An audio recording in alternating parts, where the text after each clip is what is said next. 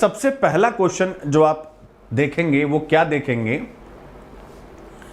आर्थिक विकास और कार्बन उत्सर्जन के बीच संतुलन की समस्या।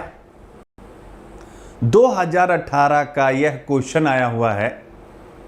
इस प्रश्न की डिमांड मैं बताऊंगा, देन आप एडिटोरियल पढ़ेंगे और झूम जाएंगे। इस प्रश्न में क्या पूछ रहा है, इस प्रश्न की डिमांड समझना बहुत जरूरी है। डिमांड मतलब वह विषय जिस पर आपको आंसर लिखना है। तो आप यहां पर देखिए, कह रहा आर्थिक विकास।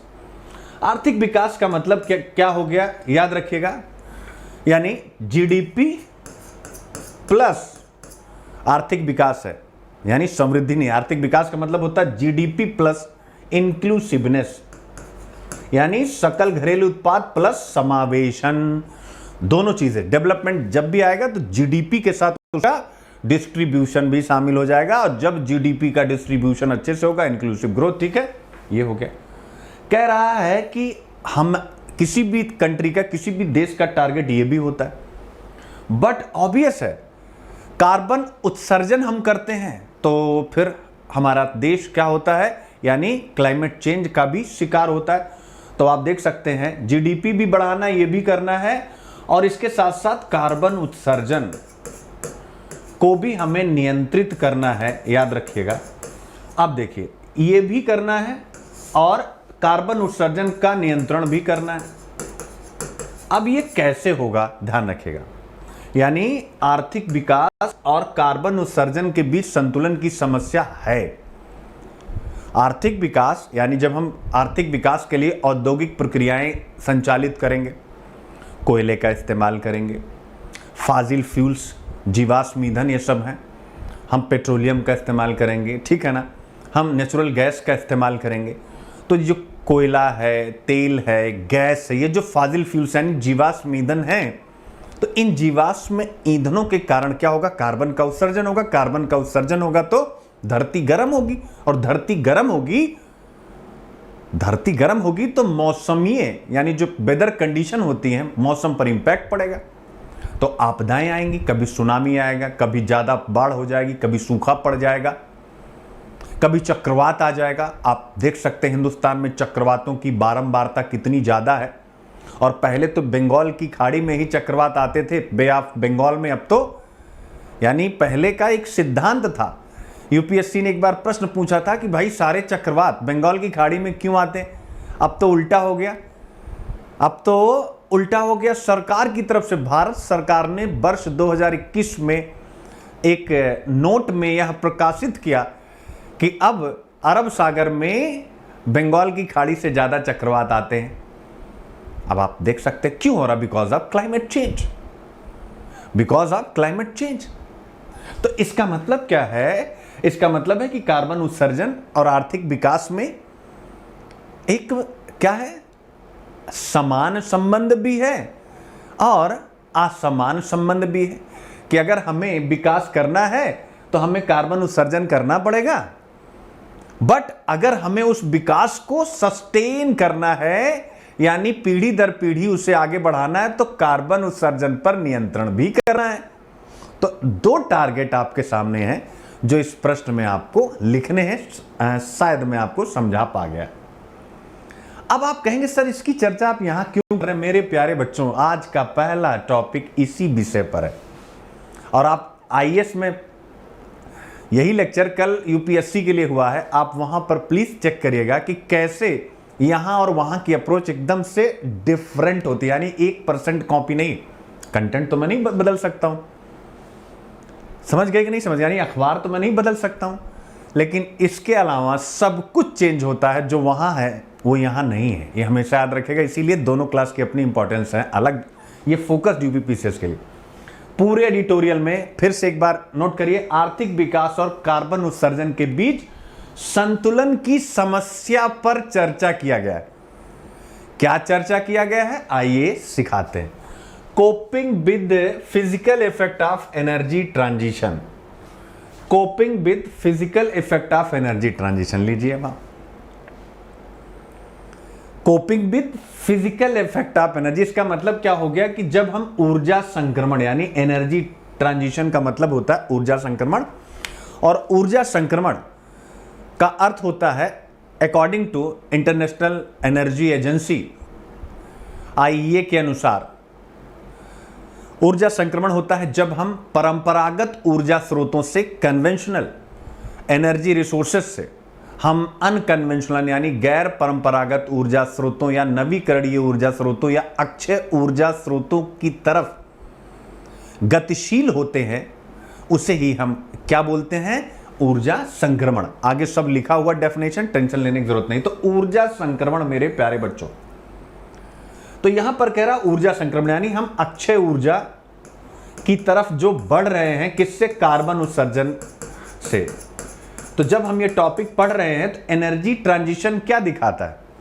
एनर्जी ट्रांजिशन यहां क्या दिखा रहा है? एनर्जी ट्रांजिशन यही तो, यानी ऊर्जा संक्रमण जो आप पढ़े अभी कि भाई ऊर्जा संक्रमण, तो ऊर्जा संक्रमण का मतलब क्या है? कि अब हम आर्थिक विकास और कार्बन उत्सर्जन के बीच संतुलन की समस्या, हम आर्थिक विकास और कार्बन उत्सर्जन के बीच एक सकारात्मक संबंध बनाने की कोशिश में ऊर्जा संक्रमण की तरफ जा रहे हैं। बट समस्या क्या है कि जैसे ही हम ऊर्जा संक्रमण के कॉन्सेप्ट पे चलते हैं, यानी हम परंपरागत ऊर्जा स्रोतों से यानी कोयला से, तेल से, नेचुरल गैस से, इससे जब हम अक्षय ऊर्जा यानी सोलर एनर्जी, विंड एनर्जी, इनकी तरफ जाते हैं तो क्या होता है? विकास प्रभावित होने लगता है। कैसे? क्योंकि उसका एक राजकोषीय इफेक्ट होता है, यानी ऊर्जा संक्रमण का एक वित्तीय प्रभाव होता है। ऊर्जा संक्रमण का एक वित्तीय प्रभाव होता है, या फिजिकल को हम और अच्छा वर्ड बोले हिंदी में, राजकोषीय प्रभाव होता है। क्या होता है? राजकोषीय। राजकोष क्या होता है? यानी सरकार का कोष, केंद्र और राज्य दोनों सरकारों का कोष, यानी इसको क्या बोलते हैं हम? राजकोष। जरा समझिएगा, राजकोष में क्या क्या शामिल होता है? क्या क्या शामिल होता है? यानी गवर्नमेंट की एक रेवेन्यू रिसीप्ट होती है, आपने पढ़ा होगा ना? क्या पढ़ा होगा? राजस्व प्राप्तियां मेरे प्यारे बच्चों, क्या पढ़ा होगा? राजस्व प्राप्तियां, ठीक है।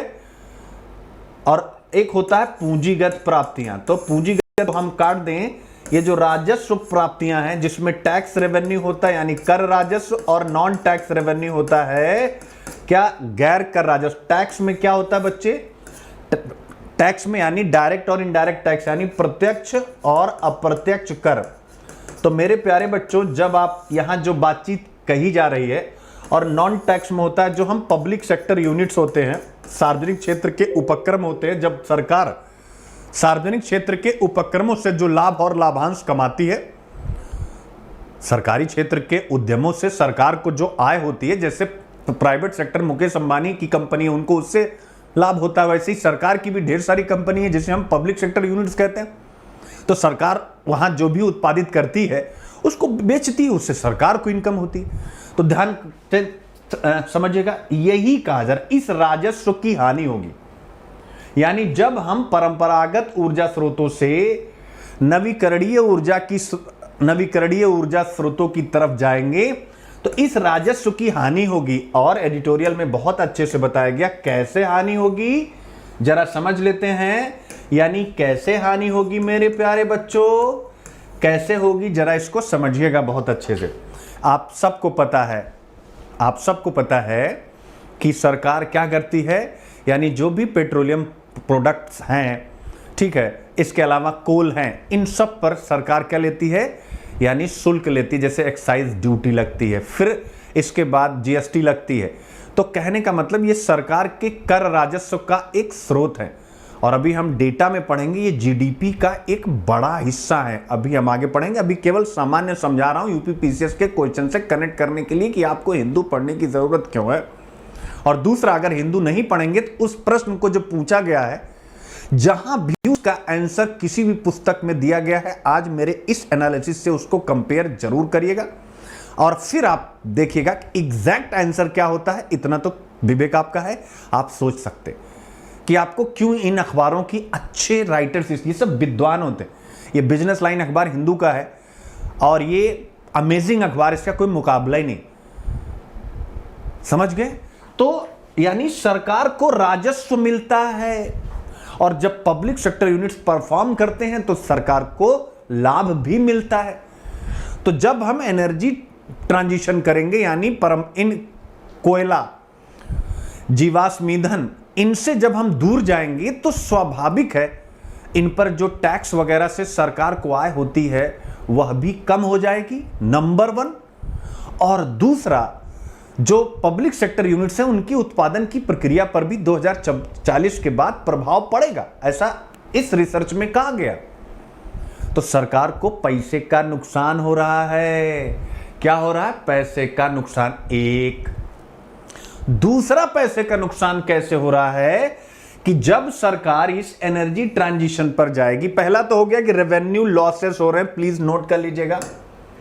और दूसरा लॉस कैसे हो रहा है कि जब आप एनर्जी ट्रांजिशन में फाजिल फ्यूल से, जीवाश्म ईंधनों से रिन्यूएबल एनर्जी की तरफ मूव करेंगे, अक्षय ऊर्जा की तरफ मूव करेंगे, तो फिर आपको बड़े काम करने पड़ेंगे। क्या करने पड़ेंगे? यानी जैसे फॉर एग्जांपल अगर आप इलेक्ट्रिक व्हीकल्स को आगे बढ़ावा दे रहे हैं, इलेक्ट्रिक वाहन को, तो आपको इनको प्रारंभ में जो भी टैक्स लगता है इन पर, उन टैक्स से छूट देनी पड़ेगी। यानी टैक्स से जो इनकम आती, यानी जैसे मान लीजिए हमने एक कार बनाई, वो इलेक्ट्रिक से बनाई, और उसी साल हमने एक कार बनाई जो पेट्रोल या डीजल से चलती है। तो मान लीजिए 2022 में आपने एक कार बनाई जो इलेक्ट्रिक व्हीकल से मतलब जो इलेक्ट्रिक से चल रही है, और एक हमने कार बनाई जो पेट्रोल से चल रहा है। तो आप देखोगे पेट्रोल से सरकार को यानी क्या मिलेगा? राजस्व की का लाभ होगा, क्योंकि इसको कोई छूट नहीं, यानी इस पर सरकार अनेकों प्रकार के टैक्स लगाती है और सरकार की इनकम होगी। लेकिन इलेक्ट्रिक व्हीकल्स में सरकार को अपने टैक्सेस को कम करना पड़ेगा। क्यों? अगर नहीं करेगा तो फिर ना कंज्यूमर और ना ही प्रोड्यूसर, ये दोनों यानी इलेक्ट्रिक व्हीकल्स की तरफ मूव नहीं करेंगे। अब आप देखिए, इसका मतलब सरकार को अपने राजस्व में से यहां कम हो रहा है, उस बावजूद जो उसके पास राजस्व है उसको उसमें से यहां खर्चा करना पड़ेगा। बहुत सी सब्सिडी देनी पड़ेगी, छूट देनी पड़ेगी, जिसे कहते हैं, यानी इलेक्ट्रिक व्हीकल्स लाने के लिए छूट देनी पड़ेगी। जैसे जो सोलर एनर्जी के जो भी इक्विपमेंट्स हैं उनको ढेर सारी छूट सब्सिडी मिलती है। विंड एनर्जी के लिए भी ढेर सारी छूट और सब्सिडीज मिलती है, आप देख सकते हैं। तो सरकार का यानी यहां पैसा जा रहा है और यहां भी पैसा जा रहा है, दोनों जगह पर पैसा जा रहा है। और जब पैसा जा रहा है तो यूपीपीसीएस का यह क्वेश्चन बताइए 100% आपको समझ में आया कि नहीं? आर्थिक विकास और कार्बन उत्सर्जन के बीच संतुलन की समस्या। अब इस प्रश्न पर आप अच्छा लिख पाएंगे, आर्थिक विकास और कार्बन उत्सर्जन के बीच संतुलन की समस्या पर एक नोट लिखना है। तो समस्या क्या है मेरे प्यारे बच्चों? यही है समस्या। क्या है आप लिखिएगा, उदाहरण के लिए ऐसे लिखिएगा इस प्रश्न का आंसर। फॉर एग्जाम्पल, उदाहरण के लिए आप लिखिएगा कि हम ऊर्जा संक्रमण की संकल्पना को लें। हम ऊर्जा संक्रमण यानी एनर्जी ट्रांजिशन की संकल्पना को लें तो हम इस तथ्य को बेहतर ढंग से समझ सकते हैं। और फिर आप लिखेंगे कि ऊर्जा संक्रमण में जब परंपरागत ऊर्जा से नवीकरणीय ऊर्जा की तरफ हम जा रहे हैं तो हम क्या कर रहे हैं? आर्थिक विकास और कार्बन उत्सर्जन के बीच संतुलन की खोज कर रहे हैं। हम संतुलन की खोज कर रहे हैं कि भाई आर्थिक विकास भी हो बट संतुलन भी बना रहे।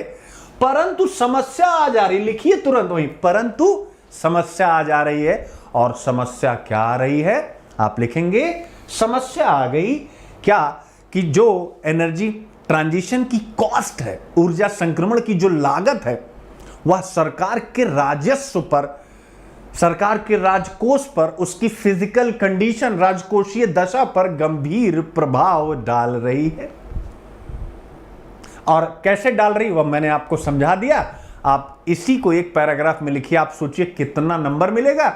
और कुछ डेटा, बगैर डेटा के आंसर राइटिंग होती नहीं है। तो ये जो आप लिखेंगे, फिर एग्जाम्पल के लिए डेटा, रिसर्च अभी आगे हम करने वाले हैं। अब बताइए मजा आया कि नहीं? तो आपको कैसे तैयारी करनी है और यूपी पीसीएस में क्यों आईएएस की तैयारी करने वाले बच्चों का ही, जो मेंस लिख रहे हैं, सब नहीं, आईएएस की तैयारी तो बहुत बच्चे कर रहे हैं, जो लगातार मेंस लिख रहे हैं इंग्लिश मीडियम वाले बच्चे, उन्हीं का सिलेक्शन क्यों हो रहा है? क्योंकि ये सारी चीजें उनके पास अवेलेबल हैं। इंडिया में ना जाने कितनी वेबसाइट्स हैं इंग्लिश मीडियम के बच्चों के लिए जो बहुत अच्छी हैं, उनके लिए कंटेंट की कमी नहीं। सुबह उठे, अखबार खोले, सब बना बनाया हर एक वेबसाइट पर रखा हुआ। आप सोच लीजिए कि आपको कैसे तैयारी करनी, इस लेक्चर की इंपॉर्टेंस, इस क्लास की इंपॉर्टेंस आपके लिए क्या है मेरे प्यारे बच्चों। तो पहला टॉपिक है, अब आते हैं इस विषय पर, लेकिन थोड़ी देर के बाद, ठीक है ना। इस विषय पर आते हैं। दूसरा, सतत विकास लक्ष्य 13 के मुख्य उद्देश्य क्या है?